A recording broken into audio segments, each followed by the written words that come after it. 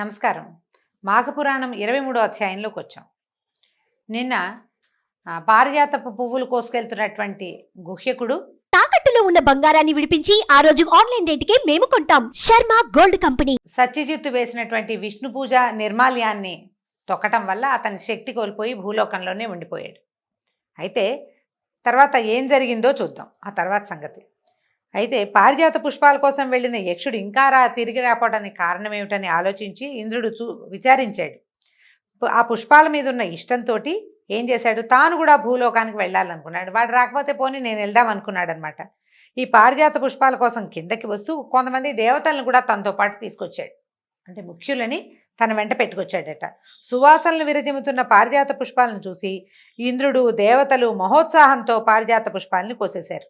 వృక్షంని స్వర్గాన్ని తీసుకెళ్ళిపోదాం అనుకున్నారు. ఈ చెట్టు పూట పూట భూలోకంలోకి ఏమొస్తాం, దీన్ని పెకలించి తీసుకెళ్తే స్వర్గంలో పెట్టుకోకూడదు అని ఆలోచించారు. ఈ మహోత్సాహంలో ఏం చేశారు, శ్రీహరి పూజా నిర్మాల్యాన్ని తమ పాదాలతో తొక్కి దాటారు. గుహ్యకుడు చేసిందే వీళ్ళు కూడా చేశారు. ఫలితంగా దివ్య శక్తుల్ని కోల్పోయారు, శక్తి విహీనులైపోయారు. ఇంద్రాదులు ఇంకా రాలేదని మరికొందరు దేవతలు వచ్చి వాళ్ళు కూడా పారిజాత వృక్షాన్ని పెకలించడానికి ప్రయత్నం చేసుకుని నిర్మాల్యాన్ని తొక్కడంతో వాళ్ళు కూడా శక్తిహీనులే అక్కడే ఉండిపోయారు. మర్నాడు ఉదయం సత్రాజిత్తు తన తోటను చూడడానికి వచ్చాడు. అక్కడ నిస్తేజులై నిలబడి ఉన్నటువంటి ఇంద్రాదుల్ని చూశాడు. వాళ్ళ పరిస్థితికి ఆశ్చర్యాన్ని విచారాన్ని పొందాడు. మొదట ఆశ్చర్యంగా ఉంది, తర్వాత కొంచెం విచారం కూడా వేసింది. వాళ్ళకి నమస్కరించాడు.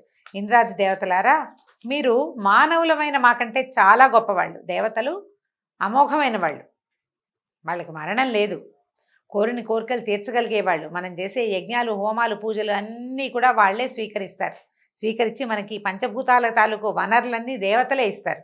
అలాంటి వాళ్ళు ఇట్లా స్వల్పమైన ప్రయోజనానికి ఇట్టి అకార్యాన్ని ఎందుకు చేశారు, చేయకూడని పని ఎందుకు చేశారు? నాకు తెలియకుండా పువ్వులు దొంగతనంగా తీసుకెళ్ళిపోవాలనుకోవటం దోషం కదా. తెలిసి నాకు చెప్పి నన్ను అడిగి నాకు ఒక మాట చెప్తే నేను కాదంటానా? ఇది దొంగతనం కదా, మీరు చేయొచ్చా అన్నాడు. ఇంద్రాదులు సమాధానం చెప్పలేపారు, తలంచుకున్నారు.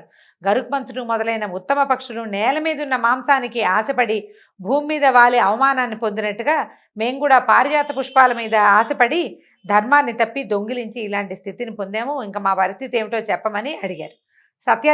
సత్యజిత్తుకి ఏం తెలుసు? అతను కేవలం దొంగను పట్టుకోవడానికి నిర్మాల్యాన్ని పెట్టాడు. దేవతలకు సమాధానం చెప్పగలిగే ప్రజ్ఞ ఉన్నవాడు కాదు. పైగా నేను మానవుణ్ణి అని భావించేవాడు. ఏమి చెప్పలేక తన ఆశ్రమానికి వెళ్ళిపోయాడు. ఇంద్రుడు మొదలైన వాళ్ళు ఆహారం లేకుండా దుఃఖపడుతూ అక్కడ 11 రోజులు ఉండిపోయారట. వాళ్ళకి ఆ కాలంలో అమృతాహారం లేదు, కామధేను ఇచ్చే మధురమైన క్షీరం లేదు, కల్పవృక్షము చింతామణి ఇచ్చేటువంటి పుష్టికరాలైన భక్ష్యభోజ్యాలు లేవు. మిక్కిలి దీనులుగా ఉన్నారట. సత్యజిత్తు కూడా వీళ్ళ దురవస్థకి చింతించాడు. చాలా విచారంగా ఉంది. తాను చల్లినటువంటి శ్రీహరి నిర్మాల్యాన్ని తొలగించాడు. తానేం చెయ్యాలో తెలియలేదు. ఏం చేయాలో తెలియక దేవతల దుస్థితి తన వల్ల ఏర్పడింది అవటము, అది ఎలా తొలుగుతుందో అతనికి అర్థం కాలేదు. ఏదో అన్నాడు, పువ్వులు కోసుకెళ్తారా, ఇట్లా దొంగతనం చేస్తారా అండి మీరు అన్నాడు. తర్వాత ఏం చేయాలి, వీళ్ళని వెనక్కి పంపద్దు, వాళ్ళ ఇంటికి వెళ్ళని. ఆ తోటలో నిరాహారులుగా ఎలా ఉంటారు దేవతలు? వాళ్ళకి ఆహారం మనుషులు తినేవి, వాళ్ళు తినరు. వాళ్ళ ఆహారం వేరు కదా. ఇప్పుడు వీళ్ళకి ఏం చేయాలి? అతనికి ఏం చేయాలో తెలియక ప్రతిరోజు భగవంతుని ప్రార్థిస్తూ అశరణ్య శరణ్యుడైన శ్రీహరిని ప్రార్థిస్తూ తాను భార్య కూడా నిరాహారంగా ఉండిపోయారు. 11 రోజులు దేవతలుంటే ఆ 11 రోజులు నిరాహారంగా ఇతను భార్య సత్యజిత్తు అతని భార్య ఆహారం లేకుండానే విష్ణు పూజ చేసుకునేవాళ్ళు. ఈ పువ్వుల చెట్లకి కొంచెం సేవ చేసుకునేవాళ్ళు అనమాట. ఈ విధంగా 11 దినాలు నిరాహారుడుగా ఉండగా త్రిలోక సంచారి అయిన నారదుడు ఆకాశంలో తిరుగుతూ దేవతల దురవస్థని గమనించాడు. వాళ్ళకి ఎలాంటి సహాయం చేస్తే ఈ దురవస్థ పోతుందో ఆయనకు కూడా తెలియలే. తిన్నగా ఏం చేశాడు, విష్ణుమూర్తి దగ్గరికి వెళ్ళాడు. నమస్కరించి బోళ్ళంతా స్తుతి చేసి ప్రార్థించాడు. ఈ స్తుతిని విన్నటువంటి సర్వజ్ఞుడైన శ్రీహరి ఏమీ తెలియని వాడిలాగా, నారదా, ఇప్పుడు ఎందుకు ఈ స్తుతి ఎందుకు, ఇప్పుడు ఈ పరిస్థితి ఏమిటి, ఇప్పుడు ఎందుకు వచ్చావు నువ్వు? ఊరికే నారాయణ నారాయణ అనుకుంటే ఇంతగా స్తుతించావు, నీకేం కావాలో చెప్పు. నీకు ఏం చేస్తే సుఖం అవుతుందో అది ఎలాంటిదైనా సరే, దేవాసురులు సాధింపజాలందైనా సరే నీకు సమకూర్చి పెడతాను నేను అని అడిగేసరికి నారదుడు తలవంచుకుని ఇంద్రాదులు ఒక చెడు పని చేసి భూలోకంలో చిక్కుబడిపోయారు. భూమి మీద పారిజాత వృక్షం అని ఒక చెట్టు ఉంది. దాని పువ్వుల సౌందర్య సువాసనలకు విస్మితులయ్యి దాని మీద ఇష్టపడ్డారు వాళ్ళు. ఆ పువ్వుల్ని ప్రతిదినము దొంగిలించారు. ఆ పువ్వుల కోసం మిక్కిలి ఇష్టపడిన రంభ మొదలగు అప్సరస స్త్రీలను కోరికలు తీర్చుట కోసం ఈ ఇంద్రుడు దేవతలతో పాటు వెళ్ళి ఆ వృక్షం దగ్గర ఎలా ఉన్నాడంటే అగ్ని సమీపంలో రెక్కలు కాలిపోయి పడిపోయినటువంటి మిడతలాగా దేవతాగణంతో ఆ పారిజాత వృక్షం పాదాల దగ్గర పడున్నాడు అని చెప్పాడు. అమృతాహారులైన ఇంద్రాది దేవతలు 11 దినాల నుంచి నిరాహారులై దీనంగా ఈ భూలోకంలో పారిజాత వృక్షపు తోటలో ఉండిపోయారు. భగవాన్ నీవు ఇప్పుడు వాళ్ళని దయించి రక్షించాలి అని కోరుకునేసరికల్లా అప్పుడు నారదుడి మాటలు విన్నటువంటి శ్రీహరి ఏమన్నారంటే, అమృత కలశం నుంచి తొణికిపడిన 2 బిందువుల అమృతమే పారిజాత వృక్షంగాను తులసిగాను పరిణమించాయి. ఆ సత్యజిత్ అనేవాడు ఆ మొక్కల్ని రక్షించాడు. తర్వాత అవి మనోహరమైన ఒక పువ్వుల తోటలాగా అయింది. అది పెద్ద చెట్లు చాలా పెద్దవైపోయినాయి. వాటి నుంచి బోల్డ్ పువ్వులు పూసేవి. అది పెద్ద తోటగా మారింది.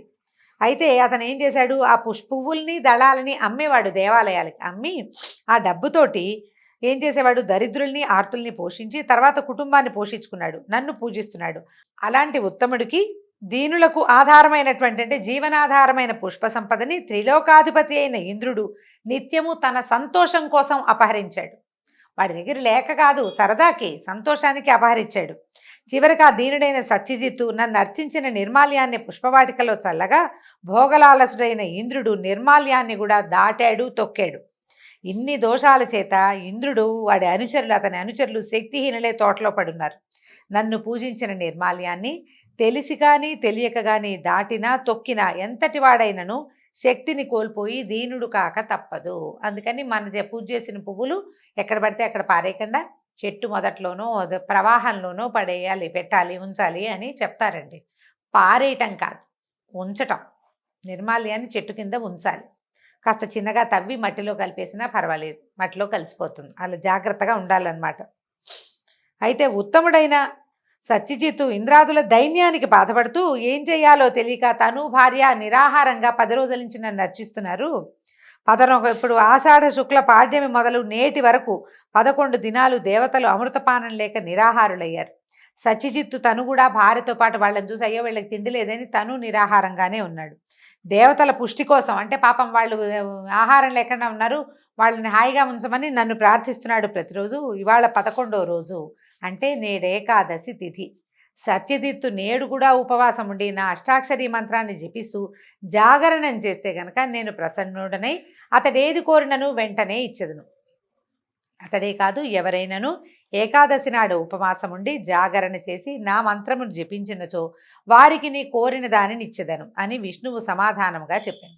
నారదుడు కూడా ఏం మాట్లాడాలో తెలియక తన దారిని తను వెళ్ళిపోయాడు.